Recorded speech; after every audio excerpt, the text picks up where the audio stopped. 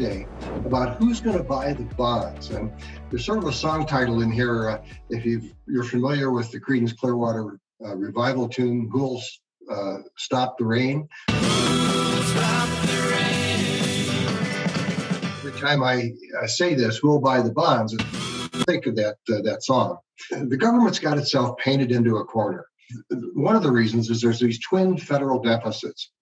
We're all familiar with the budget deficit.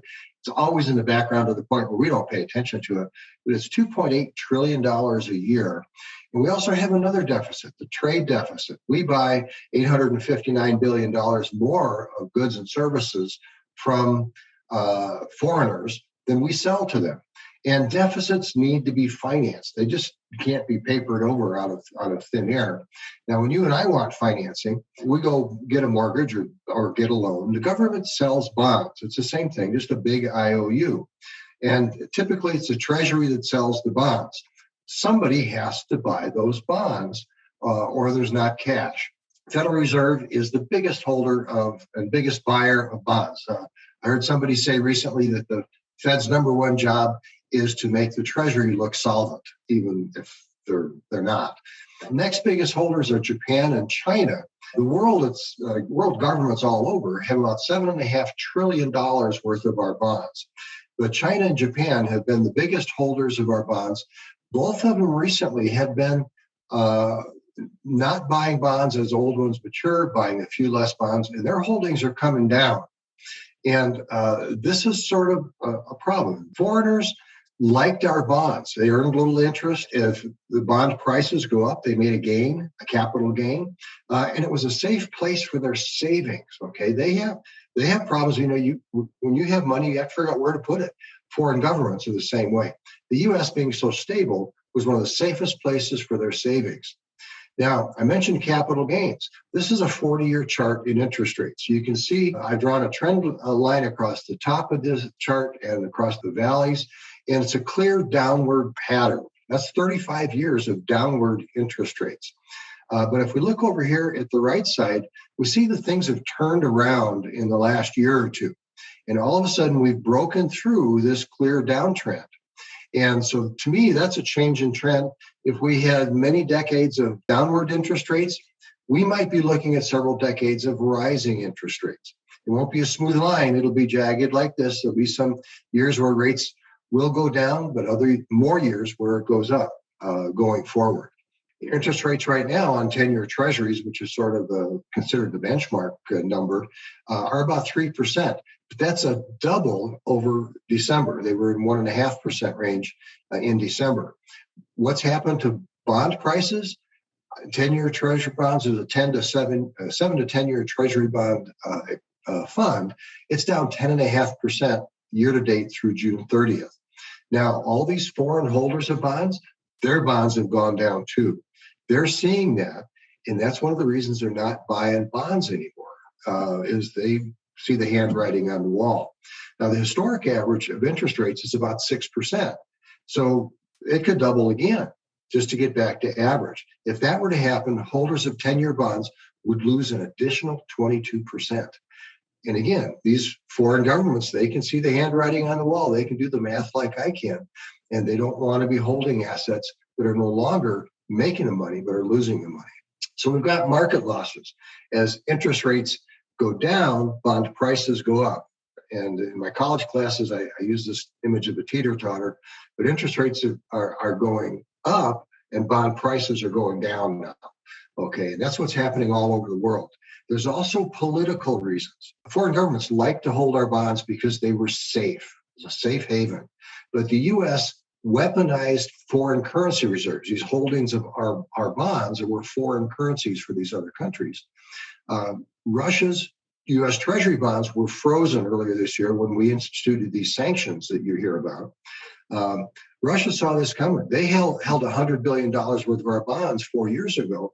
When these sanctions hit in February, they were down to only $2.5 billion worth of bonds. But the message went out wide and clear to the world is if you hold U.S. government bonds and the U.S. doesn't like your position on things, your bonds aren't safe. I think our government really shot themselves in the foot with this particular sanction for just a teeny weeny bit of bonds that they were able to freeze.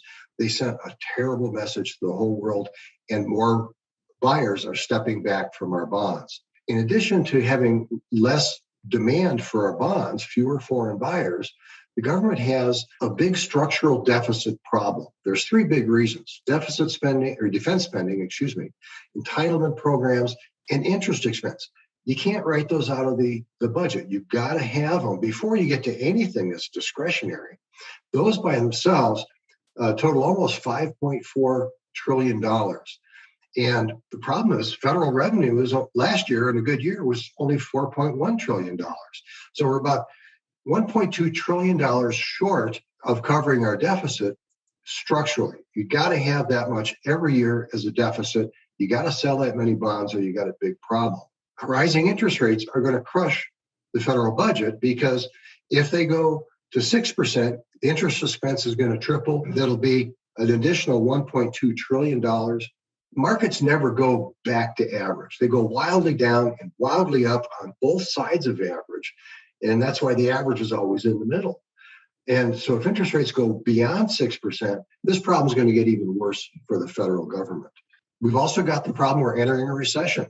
Governments normally increase spending to grease the wheels of the economy a little bit, put more money into the economy and ease the recession. But who's going to buy that debt? If they want to increase spending, they got to sell more bonds, and they've got to attract more buyers. The only way to do that is to raise interest rates. Are rising interest rates going to attract more bondholders, or are they going to cause bond buyers to stay away? You never know. Those are those market forces that are hard to gauge until they actually happen. Will the Federal Reserve Bank buy the extra bonds? They did a huge number of bond buying in 2020 when we were fighting the COVID economic problems. But the Fed stopped buying bonds in February. They're raising interest rates. They're trying to rein in inflation by slowing the economy and by destroying demand for different things. High prices are going to stop people from driving. And there's a saying that says nothing solves high prices or cures high prices like high prices, because people will stop buying those things, whether it's houses or airline tickets or gasoline. They're destroying demand. Normally, when the government does it, it creates a pretty deep recession. 40 years ago, Paul Volcker was fighting inflation. In 1982, we had one of the sharpest recessions in history, and we're maybe entering one of those times. The problem is they've been doing this for 4, 5, 6 months. Inflation is still high. We just had a new number yesterday. It was a new record high in inflation, 40-year record anyway. So what's the federal government really going to do? In my opinion, most likely outcome is we're going to see probably another interest rate rise. I don't think the market's going to react well. Bonds are going to get hit if interest rates go up. And the stock market will probably go down as well.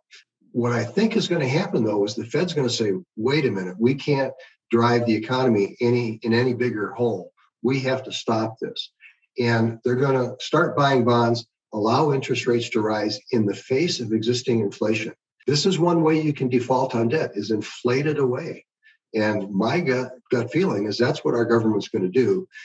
It's the least painful way for politicians to deal with the problems of all this debt. Print more money, paper it over. The problem is people who depend on income from their investments, fixed income, are going to pay the price. What do you do? If you want to retreat to CDs, your money's just going to get, the purchasing power of your money is going to get eaten up. 9.1% inflation means if you put $100,000 in a CD at the end of a year, you can only buy $90,900 worth of groceries or trips or whatever you want to do. You can leave your money in stocks or bonds. There's huge market risk right now. We're on the cusp of a really big recession, and the risk to both stock and bond funds on a buy and hold basis is extremely high. My belief is proactive management is the only way to deal with this type of market. At Shadowridge, we've been increasing cash levels. I looked yesterday at across our holdings, and we're about 60% in cash in all of our stock funds, our growth funds holdings. We move some of that cash into the market when we think we have a tradable rally, when the stock market's going up with enough momentum that it's going to continue for a few weeks maybe or a few months. And if it doesn't, as soon as it starts to go down, we just retreat back to cash. It's the best way to preserve your principal, your buying power, because that's the most important thing. This market is going to present us with the buying power, buying opportunity of a lifetime. And we need to be ready, we need to be able, and we need to have a trigger, our finger on the trigger for when it happens. I have people say to me often, so when is this going to be over? They ask me this question. And I can't tell you exactly when it's going to be over, but Ryan and I have our fingers on the market, on the pulse of the market every day. And I'm really confident we're going to be able to see it. There's a number of things we look for to tell us that we've washed out all of the sellers and there won't be much more selling. Haven't seen that yet, but when we do, we're going to be ready. So I think we'll recognize it when we see it.